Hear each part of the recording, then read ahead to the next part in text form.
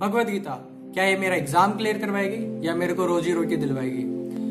एक तो मेरा इतना सारा सिलेबस बचा हुआ है, ऊपर से इतनी मोटी किताब। आज की फास्ट एंड ट्रैक दुनिया में इसका कोई रेलिवेंस नहीं है। अक्सर ये लोगों के सवाल होते हैं गीता को पढ़ने को लेकर, तो जवाब है हाँ, ये आपके सभी प्रकार के एम्बिशन को पूरा करेगी, बल्कि वह उन उद्देश्यों को भी पूरा करेगी जिनके बारे में आपने कभी सोचे नहीं होंगे सपने में। स्टूडेंट या किसी की भी लाइफ में उसका सबसे बड़ा दुश्मन उसका पड़ोसी या कॉम्पिटिटर नहीं है, उसका सबसे बड़ा दुश्मन अनकंट्रोल्ड माइंड है। तो भगवान भगवत गीता के छठे चैप्टर के छठे वर्ष में बताते हैं, for him who has conquered the mind is the best of the friends, but for one who has failed to do so his mind will remain the greatest enemy. देखा जाए अधिकतर लोगों का माइंड अनकंट्रोल्ड है। आश्चर्य की तो बात यह है कि लोग यह डिस्टिंग्विश नहीं कर पाते कि मैं चाहता हूं या मेरा मन चाहता है। तो अगर हम अपने माइंड को गौर से एनालाइज करें तो हम ये देखेंगे कि mind makes his ideas are ideas.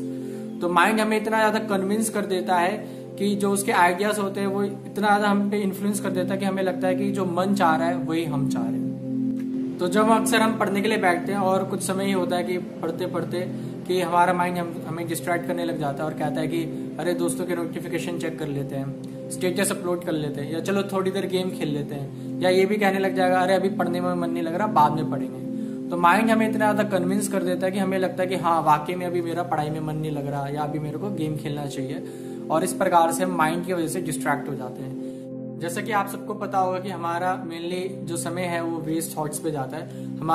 हमारा जो माइंड है अधिकतर इन्हीं वेस्ट थॉट पे कंटेम्पलेट करता रहता है, ना कि हमारी स्टडीज के ऊपर, एक्सपेरिमेंट्स पे, या हमें क्या आने वाले दिनों में प्रोजेक्ट वर्क करने हैं। या हो सकता है कि आपके साथ किसी ने भरा बुला कह दिया हो, तो हमारा माइंड उस राई के दानों को एक तरीके से पहाड़ की तरह दिखाएगा कि अरे उसने ऐसा क्यों कहा, अरे उसे ऐसा कहना नहीं चाहिए था, बाकी लोगों ने क्या सोचा होगा तेरे बारे में। या हम ऐसी कुछ मूवीज देख लेते हैं या ऐसे सीन्स देख लेते हैं फिल्म में कि जिससे कि हमारा माइंड हमेशा उन्हीं क्लिप्स के ऊपर कंटेम्पलेट करना स्टार्ट कर देता है, जिससे के लिए वो हमारे लिए काफी नुकसानदायक होता है, स्पेशली फॉर आवर कैरेक्टर। तो यहीं पर एक स्टूडेंट की लाइफ में भगवत गीता का एक अहम रोल आता है। तो भगवत गीता यह बताती है कि what is mind, how to distinguish me and mind, how mind works, या उसका मैकेनिज्म कैसे वर्क करता है, and how to control the mind.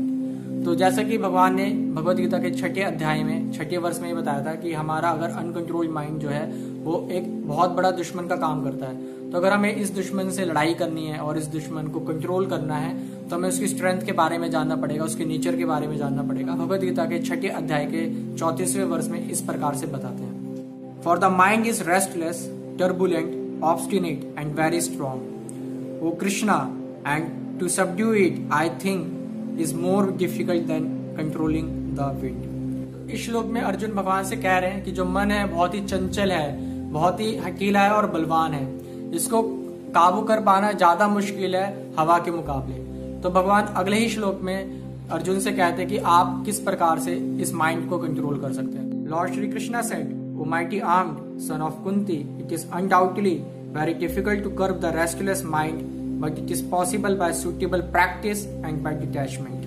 तो इस श्लोक में भगवान बता रहे हैं कि किस प्रकार से कोई भी व्यक्ति माइंड कंट्रोल कर सकता है, bye suitable practice and detachment. तो ये प्रैक्टिसेस किस प्रकार से और कैसे करनी है, और ये डिटैचमेंट का प्रिंसिपल क्या है और कैसे फॉलो करना है, क्योंकि अधिकतर लोगों की मिसअंडरस्टैंडिंग होती है डिटैचमेंट को लेके। वो समझते हैं कि सब कुछ छोड़ देना फिर डिटैचमेंट है। तो अगर आप किसी के गाइडेंस में भगवत गीता पढ़ते हैं और बहुत डिटेल में कि डिटैचमेंट क्या है एग्जैक्टली, या और वो प्रैक्टिसेस कैसी हैं जिससे कि वाकई में वो अपना माइंड को कंट्रोल कर पाए, तो उसके लिए आपको कोई मेंटर की जरूरत पड़ती है गीता को समझने के लिए। तो अगर एक स्टूडेंट की लाइफ में देखें तो वो कई प्रकार के प्रेशरों को झेल रहा होता है, जैसे कि parents expectation, stress of assignment, studies pressure, peer pressure. तो इन सभी प्रेशरों के कारण उसका जो दिमाग है एक तरीके से वाइल्ड, जंगली हो जाता है, खास तौर पे टीनेज एज में, जब उसके शरीर में कई प्रकार के हार्मोनल चेंजेस होते हैं। तो अगर हम ये सीख जाए, अगर हम ये आर्ट सीख जाए कि किस प्रकार से माइंड को मैनेज करना इन प्रेशर के दौरान, तो हम अपनी पढ़ाई में और अपने करियर में काफी बेहतर कर पाएंगे। तो अगर हम महाभारत के युद्ध से पहले देखें तो अर्जुन का भी माइंड अनकंट्रोल्ड हो गया था। उनका माइंड तरह तरह के आर्गुमेंट्स दे रहा था कि वह लड़ाई ना करे।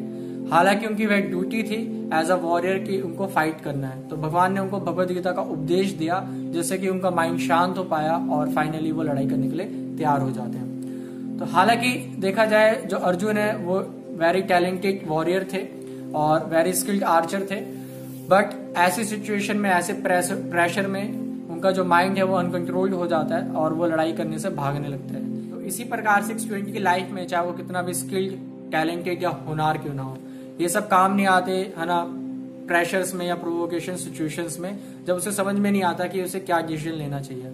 तो ये सब अनकंट्रोल्ड माइंड के कारण होता है, जो उसका माइंड रेस्टलेस हो जाता है। तो जिस प्रकार से भगवान ने भगवद गीता के उपदेश के द्वारा अर्जुन का रेस्टलेस माइंड को काम करा जिससे कि वो आगे जाके फाइट करे और उन्होंने युद्ध जीता, इसी प्रकार से हमें उस ज्ञान की जरूरत है जो कि हमें गीता में मिलती है कि किस प्रकार से हम अपने माइंड को काम कर सकते हैं और अपनी ड्यूटीज को अच्छी तरीके से निभा सकते हैं।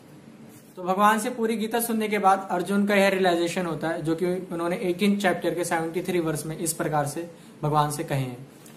Arjuna said, my dear Krishna, oh infallible one, my illusion is now gone. I have regained my memory by your mercy. I am now firm and free from doubt and am prepared to act according to your instructions.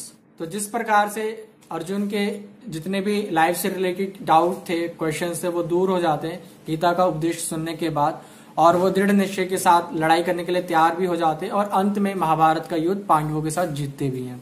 देखा जाए जो गीता का ज्ञान है वो तो ज्यादा relevant है आज के मॉडर्न समय में, क्योंकि आज का जो यूथ है इस अनकंट्रोल्ड माइंड के कारण कई प्रकार की गंदी आदतों या नशों में जूझ रहा है, जिसके कारण से ना तो वो अपना टाइम मैनेज कर पा रहा है, ना तो वो डिसिप्लिन हो पा रहा है, ना अपने वो एम्बिशंस पूरे कर पा रहा है।